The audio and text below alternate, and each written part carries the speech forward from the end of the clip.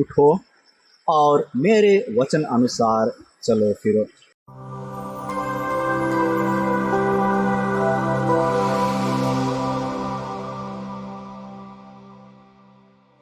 आप सबों को जय यीशु।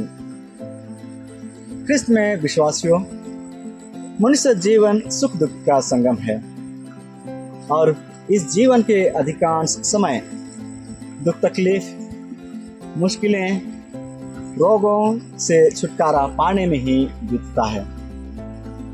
साथ ही साथ स्वयं के गलत आदतों और कमजोरियों से परेशान होकर इन सब से बाहर निकलने की हजारों कोशिश करते हुए जब हम असफल होते हैं, तब अपनी जीवन परिस्थिति और भाग्य को कोसते हैं और निराशा बेसहाय का जीवन जीते हैं।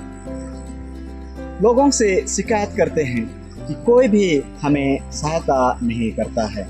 आज के सुसमाचार में हम सुनते हैं कि प्रभु यीशु ख्रिस्त यहूदियों के किसी पर्व के अवसर पर यरूशलेम गए थे।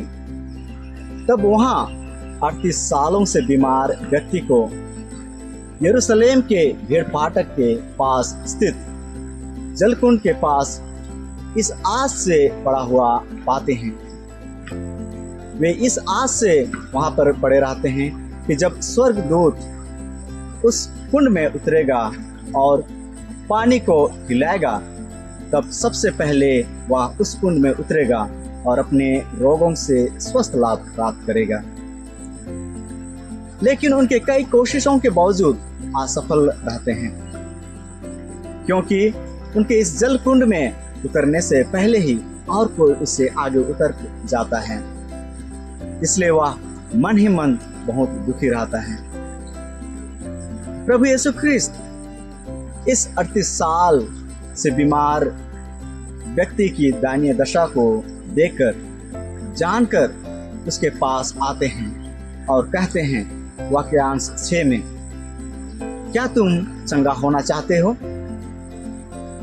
तब वह बीमार व्यक्ति हाँ या ना में जवाब ना देकर यह शिकायत करते हुए कहते हैं कि कोई भी उसे सबसे पहले उस जलकुंड में उतरने के लिए मदद नहीं करता है।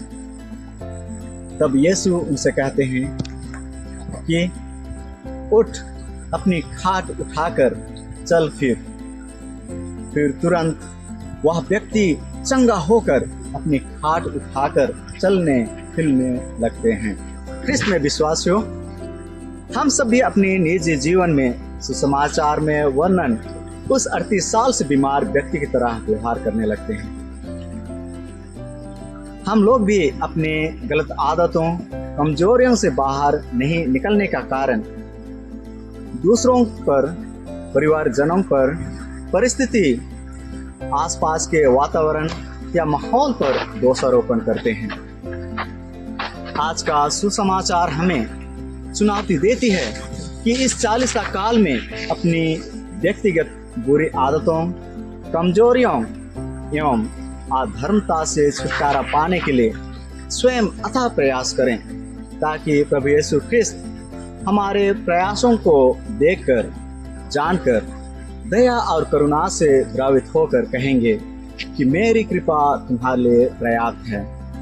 उठो और मेरे वचन अनुसार चलो फिरो।